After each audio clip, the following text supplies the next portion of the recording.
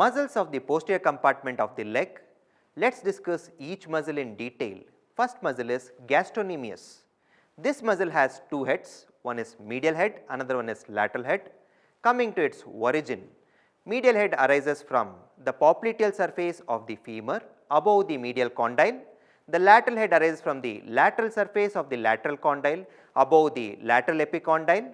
Both this head will fuse together, will going to form a bulky muscle.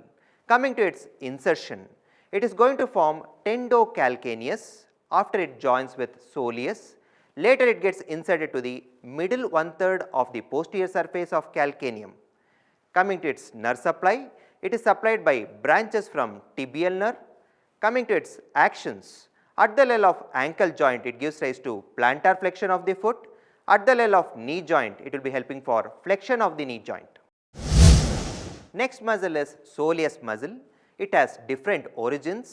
The first origin is from the fibula. It arises from the back of the head of the fibula, from the upper 1/4 of the posterior surface of the fibula.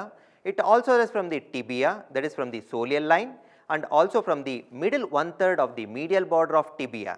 It also arises from the tendinous soleal arch which connects the tibia with the fibula. After its origin it goes downwards. Coming to its insertion, it is going to form Tendocalcaneus or also called as triceps surae after it joins with two heads of gastrocnemius and gets inserted to the middle 1/3 of the posterior surface of the calcaneum. This muscle is supplied by the branches from tibial nerve. Whenever this muscle contracts, it is going to give rise to plantar flexion of the foot at the level of ankle joint. Plantaris muscle, it has a short belly and a longer tendon. This muscle takes its origin from popliteal surface of the femur above the lateral condyle. It goes downwards, it runs between the tendon of gastrocnemius as well as soleus. It crosses from lateral towards the medial side. It goes towards the medial aspect of Tendocalcaneus and gets inserted to the medial aspect of the posterior surface of the calcaneum. This muscle is supplied by branches from tibial nerve. Whenever this muscle acts, it will be helping for plantar flexion of the foot at the level of ankle joint.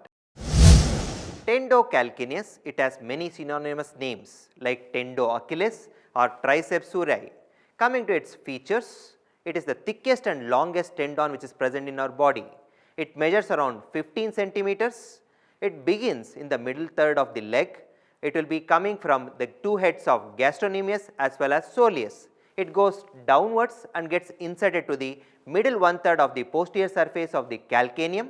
Between its insertion and the calcaneum there is a bursa that is called as calcaneal bursa. Sometimes this bursa gets inflamed giving rise to calcaneal bursitis in cases of long distance runners. It gives rise to pain behind the ankle joint. Popliteus muscle, it is tendinous in origin and it is intracapsular. Coming to its origin, it arises from the anterior part of the popliteal groove which is present on lateral surface of the lateral condyle of the femur. Apart from this, it arises from the lateral margin of the lateral meniscus. After its formation, it goes laterally and gets inserted to the upper part of the posterior surface of the shaft of the tibia above the soleal line. This muscle is innervated by tibial nerve branches. Whenever this muscle acts, it will be helping for unlocking of the knee joint.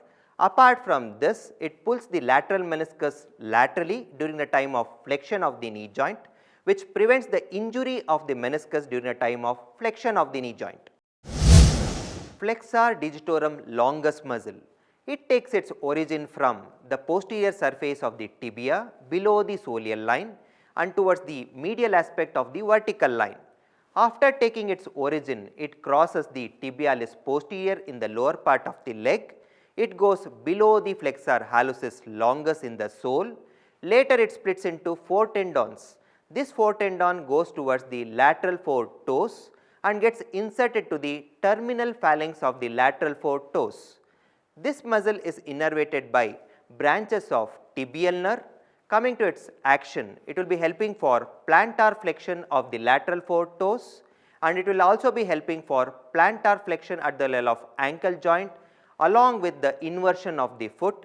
Apart from this, this muscle also maintains the medial longitudinal arch of the foot. Flexor hallucis longus muscle. This muscle takes its origin from lower 3/4 of the posterior surface of the fibula behind the medial crest. After taking its origin, it crosses downwards, goes behind the tibia as well as talus and below the sustentaculum tali. It is deep to the flexor digitorum longus muscle and enters the foot. There it goes towards the great toe and gets inserted to the terminal phalanx of the great toe. It is innervated by branches of tibial nerve. Whenever this muscle contracts, it will be helping for plantar flexion of the great toe, plantar flexion of the foot along with its inversion at the level of ankle joint. Apart from this, it maintains the medial longitudinal arch of the foot. Tibialis posterior muscle. This muscle takes its origin from posterior surface of the tibia, below the soleal line and lateral to the vertical line. It also takes its origin from posterior surface of the fibula, anterior to the medial crest. It will also takes its origin from posterior surface of the interosseous membrane. After taking its origin from there, it goes downwards and it goes behind the medial malleus, deep to the flexor retinaculum. It will be going superficial to the deltoid ligament. It will be going down and it gets inserted chiefly to the tuberosity which is present on the navicular bone. From there it sends tentacular extensions to all the tarsal bones except talus, and it will also get attached to second, third and fourth metatarsals. This muscle is innervated by branches from tibial nerve.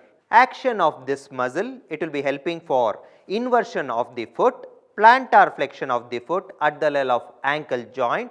Apart from this, it will be maintaining the medial longitudinal arch as well as transverse arch of the foot.